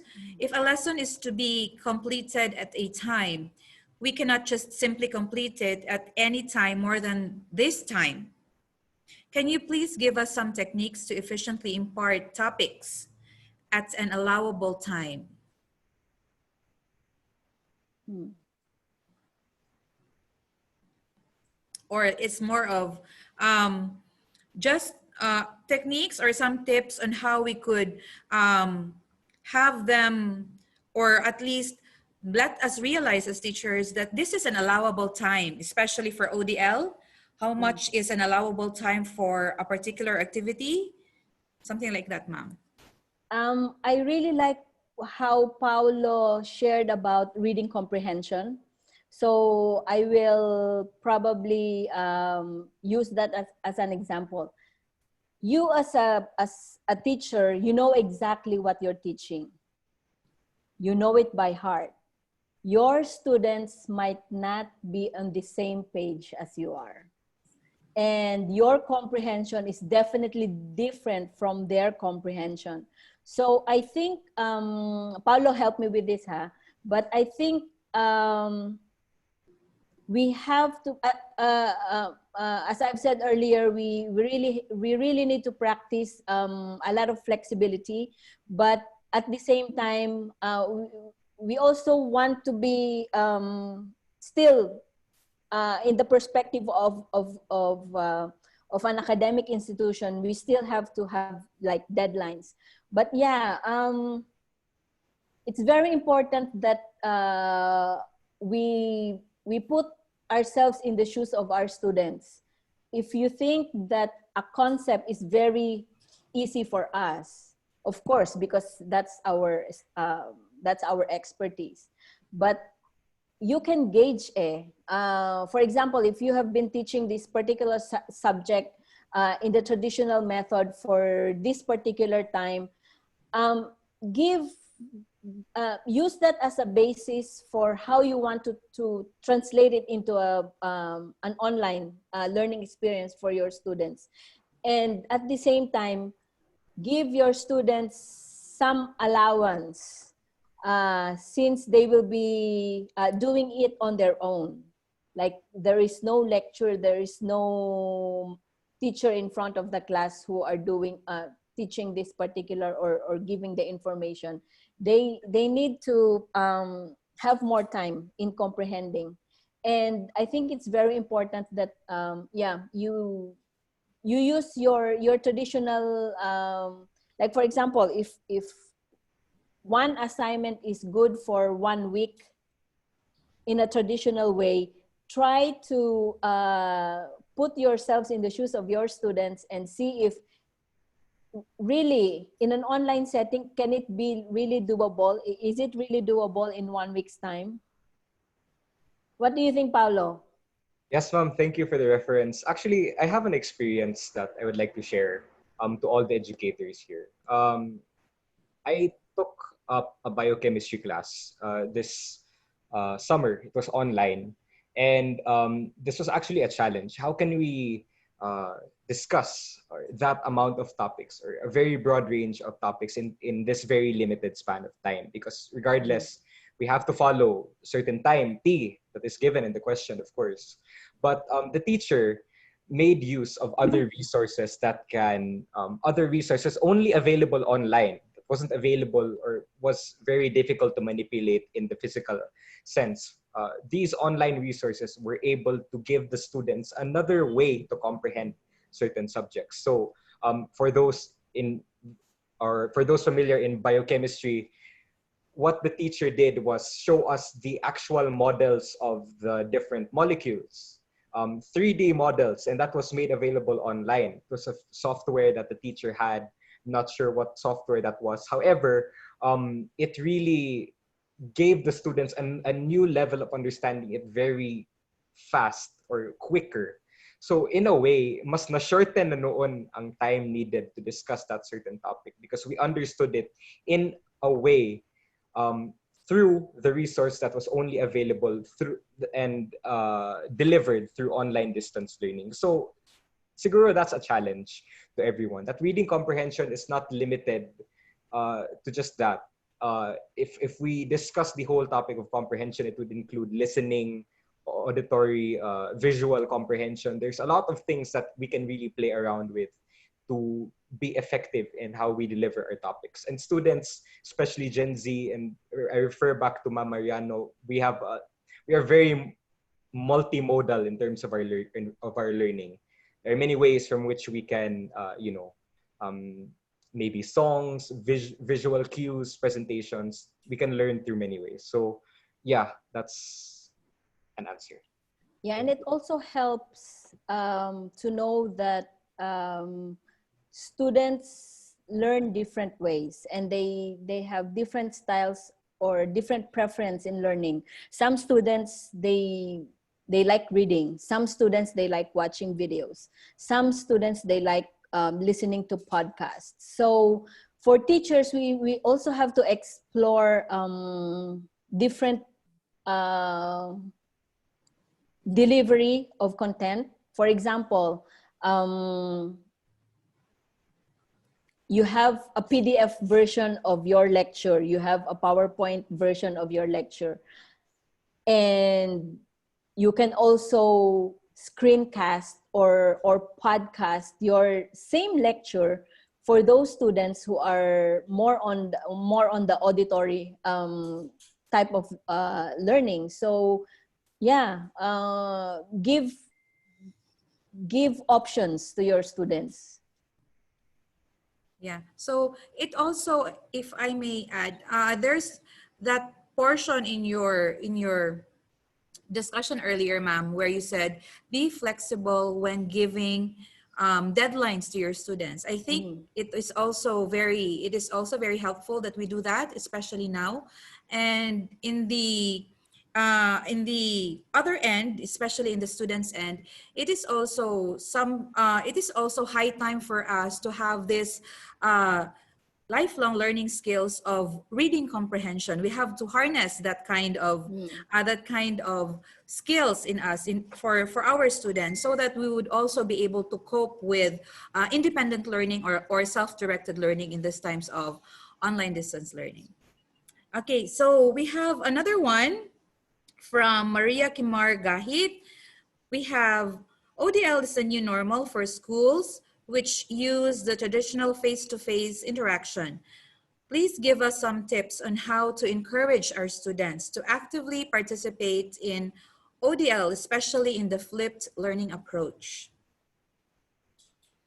Okay, it's a challenge for teachers.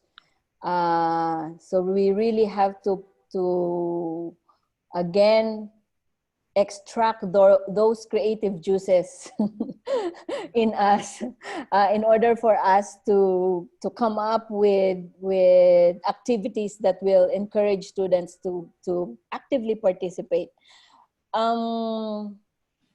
It was a challenge for me because my students are working. They are busy people. So having them participate in online discussion is really a challenge. So I think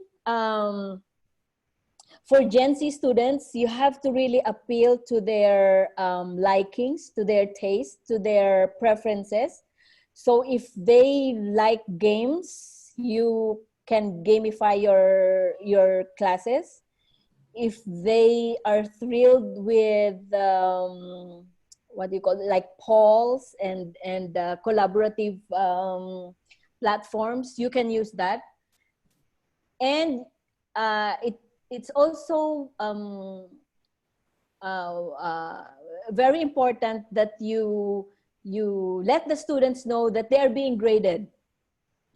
But because of course, at the end of the at the end of the semesters, what the students need and what you require from your student is their participation, and that's how you are, they will be graded, they will be assessed.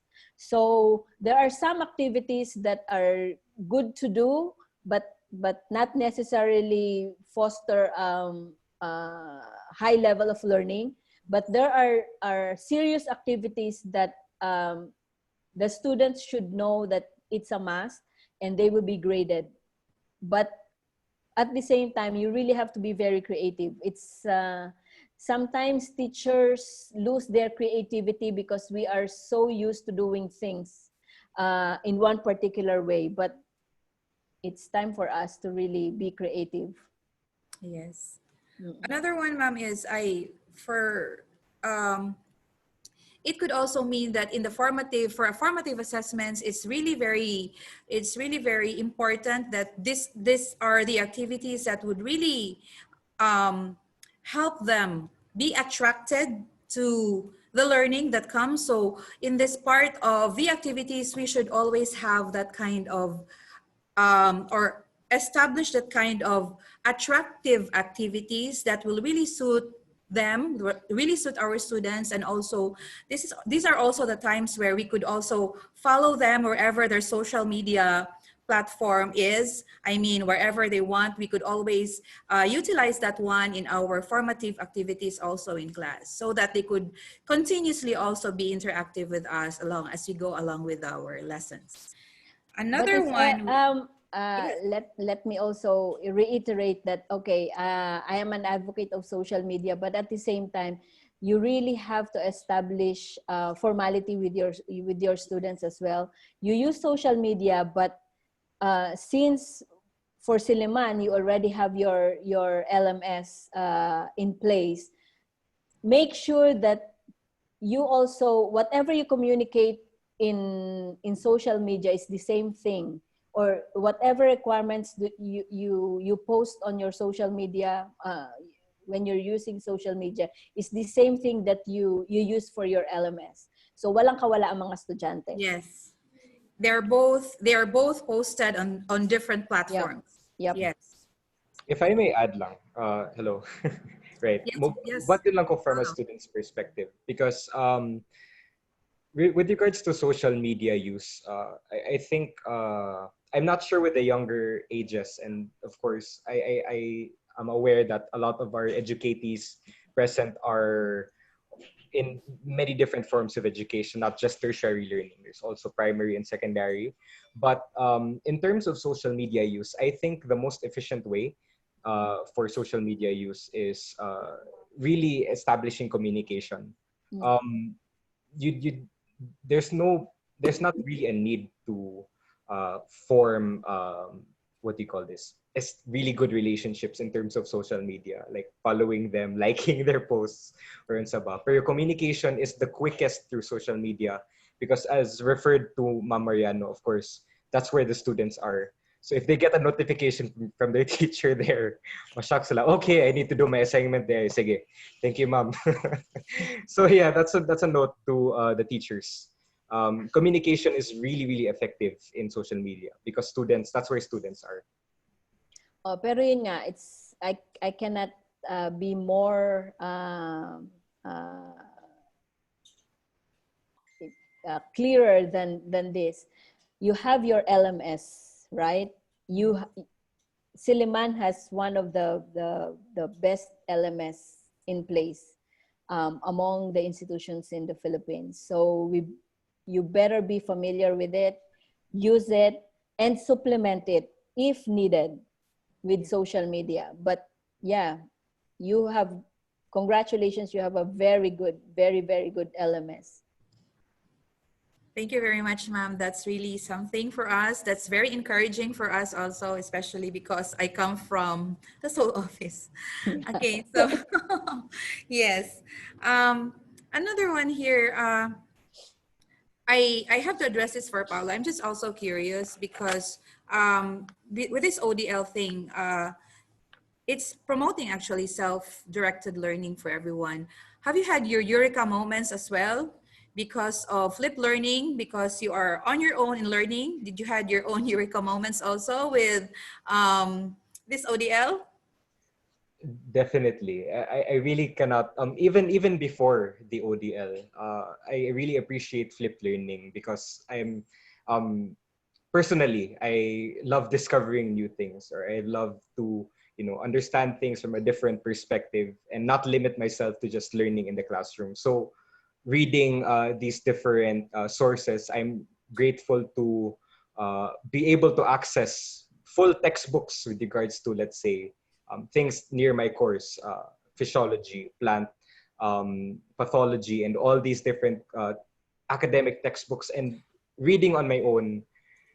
Grabe, when I can relate different concepts from, from that textbook, and I can apply it to class. The same thing is more or less what's happening in ODL. Given the resource, we are free to take whatever we want from that resource. So it's really a student's attitude, perspective. Do they want to limit themselves to just going to, or just accomplishing the objective set by the teachers, or do they want to explore further and see where else they can apply these certain concepts? Yeah, I think the question you're asking, it really is subjective to the student's attitude with regards to learning. Yeah. So it's a challenge. Not only it has been a challenge ever since, even before ODL, and now it is, I think, even more of a challenge because this also relates to the question, how to encourage students to actively participate.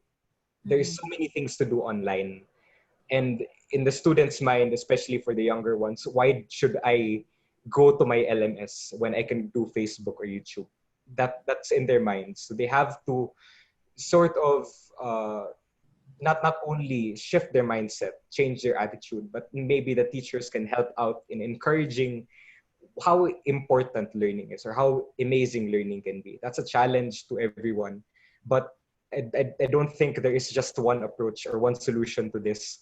I know, like me myself, I also have these difficult moments, but yeah, that is something real, and I think that's something that has troubled many teachers, even in traditional learning itself. So yeah, It thank you. actually gave me an idea that we as teachers should properly be good facilitators in giving you your eureka moments also as students, as independent learners. Definitely, definitely. Yeah. So another one here from Miss Michelle Parohino. What is the difference between assessment in learning and assessment for learning? If we could ask Dr. Mariano her take on the difference between assessment in learning and assessment for learning.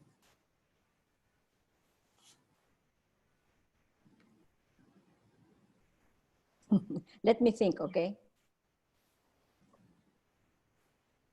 And I am also thinking. Yeah. I'm sure I've encountered that. Sabi ni Dave, ay napaka-technical. Dave, help. Sir Dave, Let us ask a technical guy here, Dave.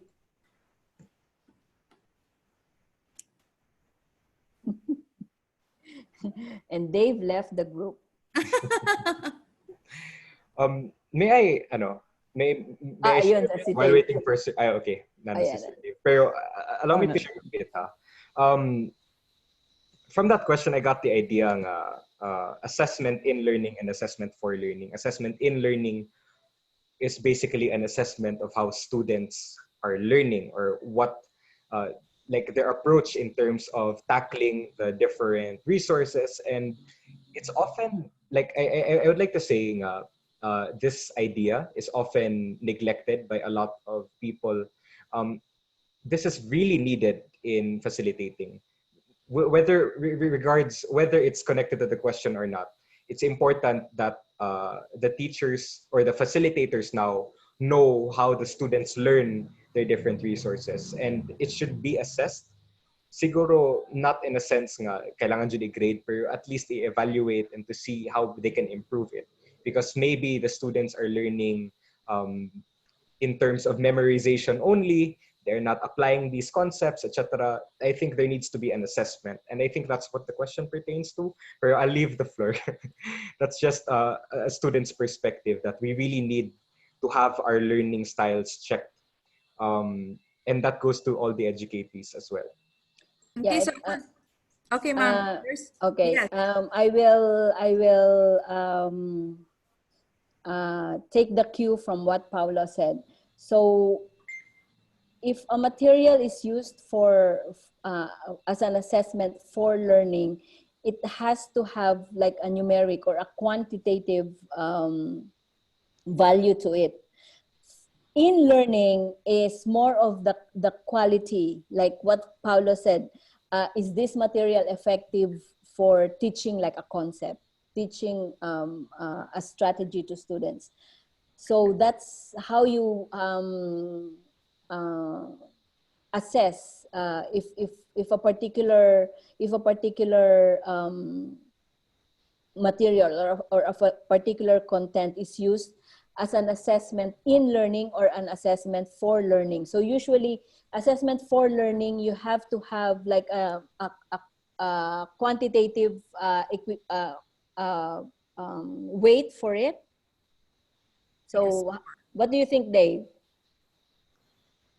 Um, yeah, because Paulo said Google is teacher and students' best friend.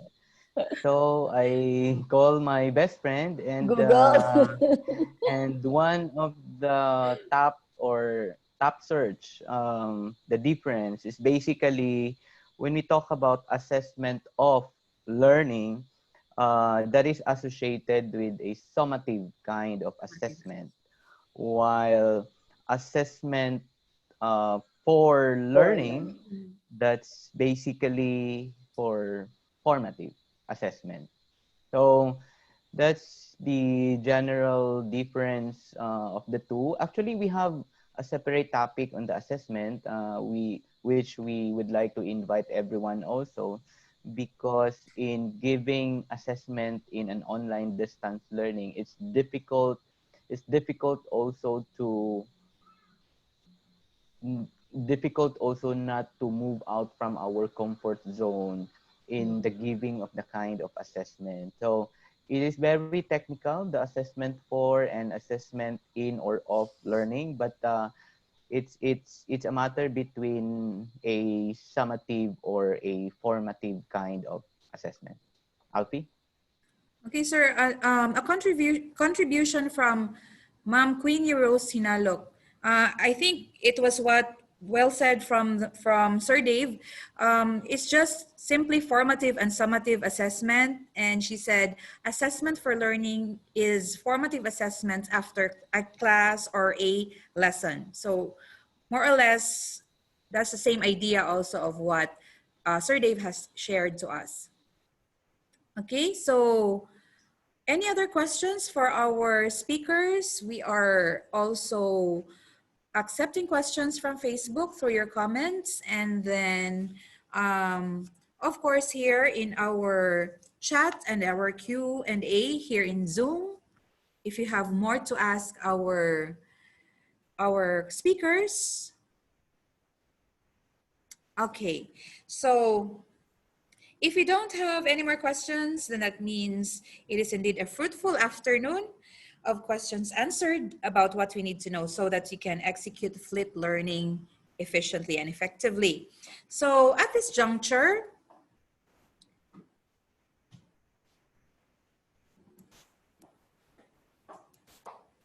okay,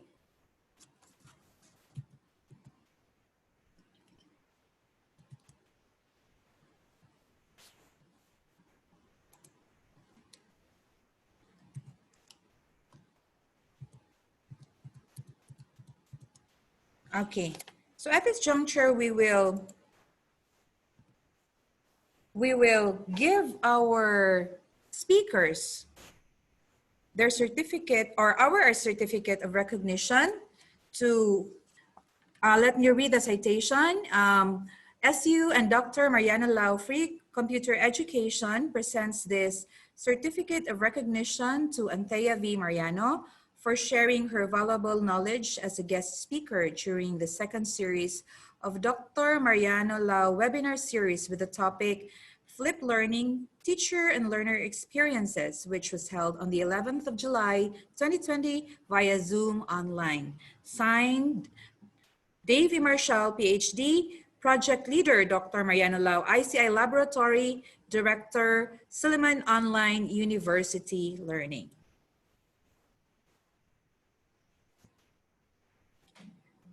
Thank you.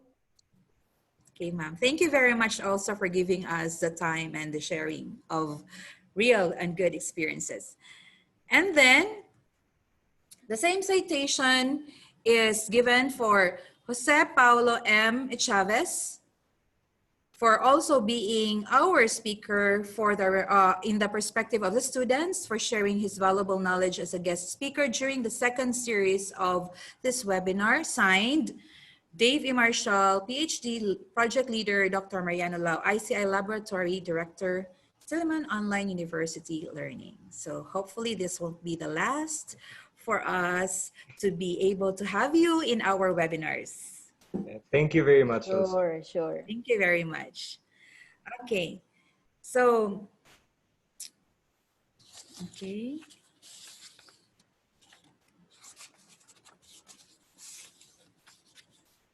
So for this afternoon, to wrap up our afternoon, flip learning techniques requires vigilance and willingness to continuously elicit feedback from your students and advice from your peers. Also, we need also, as Mom Fanny has highlighted earlier, that we should also, if we are the ones who are gifted with the knowledge, then we also have to share it. And if we are not the ones who are unfortunately not gifted with the skill and the knowledge, then it's high time for us to also embrace and at least be open to learning these types of skills in order for us to be able to also deal or journey along with online distance learning. So we might need some time to fully grasp the totality of its use, but we'll get there.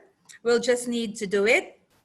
Thanks for sharing your afternoon with us via Zoom. And for those who are with us in FB, thank you also very much.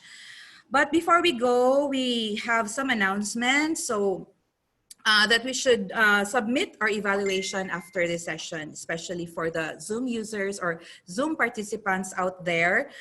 We need for you to evaluate this session so that we could also give you the certificate for participation and completion of this webinar. Okay, so make sure to do this so that you can complete. Yes, you should be able to have your certificates. Okay.